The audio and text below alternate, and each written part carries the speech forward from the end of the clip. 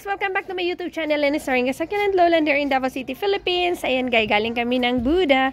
Bumili ako doon ng mga succulents. Look, so nice. Lagay ko, ay patay. Patay dyan. Lagay ko muna dyan. Meron pa dito, tiyan ang mga Boros tail. Ito, nabili ko ng 100 pesos. Oh, super. May mga babies na. Kasama ko yung mga anak-anakins ko. Hi, B! Patulong ako. Ayan si Papa. Plantito na. Plantito na. Tapos dami pa dito ang mga Purple Delight na sa 5 o'clock na tayo in the evening. Afternoon. Ayan. Marami akong nabili. Purple Delight ito nabili ko ng from 300 kasi marami akong binili. So from 300 nagiging 200 na lang siya. Diba? May mga baby siya. Kaso lang gumamit si seller ng fertilizer. Kaya super duper laki. Look, oh, mas malaki pa sa kamay ko. Sana hindi ito liliit. Pero sure ako na liliit ito pag naka-fertilizer. Kasi ako, I'm not using fertilizer. Pero gumagamit hindi. Gumagamit na ako. Ngayon, hindi ko pa naumpisahan yung paggamit nung nabili ko na 14-14. Oo, para sa mga hindi masyadong lumalaki. So, lagay ko dito. Yan. Thanks. Medyo hapon na. O, tingnan nyo yung mga walang fertilizer na succulents. Iba talaga siya. Maliit, compact, super ganda. Kaysa naka-fertilizer. Ka-super duper slow grower. So, ito, binigay sa akin ng 100. Bumili pa rin ako, guys. Kaysa naman bubili ako doon sa, sa Benguet. Diba? Mata na akong Ate Pia. Natulog na siya sa biyahe. Tapos, nakapalit ko, yan, nakabili pa ako ng Merini. This is Merini. Tapos, ito, 20 pesos each. Maliliit. So, kahit marami na ako, guys, bili pa rin ako. Tapos ito yung, feel ko ito flat moonstone. Crested. So, bumili ako nito parang mga ano ito, 10 pots or 7. Lagay ko muna dito sa ilalim, guys. Kasi transfer ko yan sa malaking pot. Yan. Ito mga malalaki, hindi ko na siguro hayaan ko na sila dyan. Pero sabi ni gagamit daw akong fertilizer para hindi liliit yung mga Purple Delight natin. Close ko muna. So, may dala akong 4. So, ayan na lahat yung mga nabili ko doon sa Buddha. Diba? So, ito, iripat ko ito. Lagay ko ito sa ibang pot. Kaso, parang ayoko to pa initan. Kasi, butsyog-butsyog ng mga dahon. So, ito din, ang bubutsyog. Ito, ang ganda, no? Gani, gwapa kayo. Nakabili ako nito before, doon. Kaso lang, namatay, napabayaan ko. So, ngayon, ayan, bili na naman. Buti na lang supportive si husband.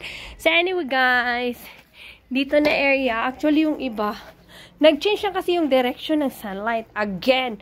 Tapos, yung mga leaf propagation ko, look, anong nangyari? Nasunog yung iba. Kaya, kailangan ko silang mamaya. May light na kasi dito sa labas dyan. So, mamaya, pa-light ko yan. Ayusin ko dito. Anyway, update pala sa isang rectangular. Wait lang. Kuya! I-on na good ang light diri sa likod. Ayan, guys. Ayan. Nasa 5 o'clock na kasi. Puno na pala ito, guys. Ngayon lang ako nakapag-update. Napuno ko na yung rectangular ko dito. Ito yung isang rectangular. Ayan. Tapos yung isa, nandito dyan. Super. Yan po yung update. Medyo lumalaki na sila after 2 weeks since mag-update ako sa inyo. Yan. Almost 2 weeks. Tapos, medyo lumabas na talaga siya sa kanyang pot. Ayan, lumaki. Tapos kasi, yung ginamit ko dyan pala na soil is yung organic soil. Tapos, yung nag-advise sa akin, yung nag-ano ng rice nang binilhan ko ng mga Purple Delight, sabi niya, pag nasa city daw, wag daw gumamit ng rice hull. Kasi mainit daw sa city. So, dapat pure soil lang at saka pamis. Try ko. Kasi ako minsan talaga may rice hull. Ayan. Diba? Yan yung update. Tapos yung iba talaga dito as in. Yung mga dahon. Ayan oh. Ay nako. Saan naman po nimpis. Gwapa na kaayo. Ang ganda-ganda na sana ng mga succulents natin. Tapos ngayon, sobrahan na naman sa init. Ay nako. Ayan oh. May nasunog dyan na portion. Tingnan nyo. May nasunog. Pastilan. O lagyan ko naman yan ng ano. Kasi nasunog na naman. Napahak na naman. Sa sobrang init, guys. Grabe yung init. Ay, ewan ko. Buti na lang ito. Ay, buyag. Oo, hindi naman siya na nasunog. Yung iba lang dito nasunog talaga. As in, yung iba as in. Daming nasunog. Nag-change na kasi yung sunlight direction. So, yan ito. Kagaya nito, oh. Sunog. So, ayusin ko yan. Sayang. Pero wala tayong magagawa. Ganyan talaga. So, ito na area dito, hindi ko talaga ginagalaw yan dyan. Kahit mainit o wala dito na area. Nandyan lang yan. So, gusto kong maglagay ng another dito, kaso lang may aircon. So, nahirapan ako, si Habi, gusto na niya akong gawaan. Sabi ko, ewan, tagal-tagal na yan. Ayan, kinalawang na lang yung bakal na yan. Hindi pa nagawa, sobrang busy niya. May kinuha ako dyan guys, kasi ang nangyari, baka masunog. So nasunog kasi yung mga leaf propa, nakita nyo yan? Ayan, o nasunog talaga yung leaf propas. Kinat ko kasi yan, diba? Last update ko. Oo, cut ko yan, so nila ilalim. So ayan, ganda ng ating mga succulents area. Anyway, hi. Ito, meron akong pinaglagyan. May nagamit na ako, pero ngayon, gagamitin ko na siya. Meron pa ako naiwan dito ng mga succulents, soil. Gagamitin ko yan. Last, may nakita kaming snake dyan sa pot. Dito na pot. Maliit lang siya. Ayan, oh, namatay. So, tinabunan ko. Nung namatay siya, tinabunan ko siya ng lupa. So, ayan. Nang kakumbana ay, palitan na po niya candy akong anak. 30 dyan yung amahanan ni Oy. Patay mahimo. Anyway, guys. Yun lang, yung iba nasunog. Dito hindi naman. Ayan. Wala na ako masyadong nakita sa Buddha na na succulents na mga ganito. Yung Sedum Adolphi, wala na. Dito na lang. So, ayan. So, eto, need na ng repotting, I guess.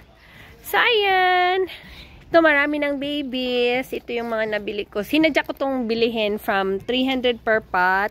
Binigay na lang niya sa akin ng 200 per pot kasi sabi ko 200 na lang kasi yung marami akong bilihin. So, ayan. Sabi ko, bili ako ng 5. 5 to. Bigay mo sa akin ng 200. Sabi niya, okay. 200. Okay. 200 to 50. Basta parang 200 yun or 250. Basta yun na yung presyohan doon. Tapos ito, binigay din niya. So ngayon, try ko mag-move ng like dito, mag-pluck ng ito. Yan. Lagay ko lang dyan sa gilid kasi alis din naman kami bukas. So, hayaan ko lang ito dito. Ayan. Plaster sana ako gana. 200 pala guys, 200 per pot. Binigay niya sa akin from 300 to 250 na 250. 200 pa lang, 200 kasi 5 to 1,000. O lagi. Yung iba hindi masyado maraming babies. Yan, ito marami. Kagaya nito, hindi din masyadong marami, konti lang. So yon, pumayag siya. Tapos ito, binigay na lang niya sa akin 100. Yung isa, ito, parang 250 to 200 o 350. Hindi ko na alam. Basta ito lahat 2,000 to guys. Ito lang ang matandaan ko. From 30 pesos. From 30 pesos, sabi niya 20 pesos na lang daw. Kasi marami akong binili. Okay, diba? So, ayan. Hanggang dito na lang muna yung update ko guys sa mga succulents. Magtatanim pa ako guys. Tanim ko to ngayon sa isang pot. Itong mga maliliit. Ayan. Thank you so much for watching guys. See you in my next vlog. Succulent vlog. Bye-bye!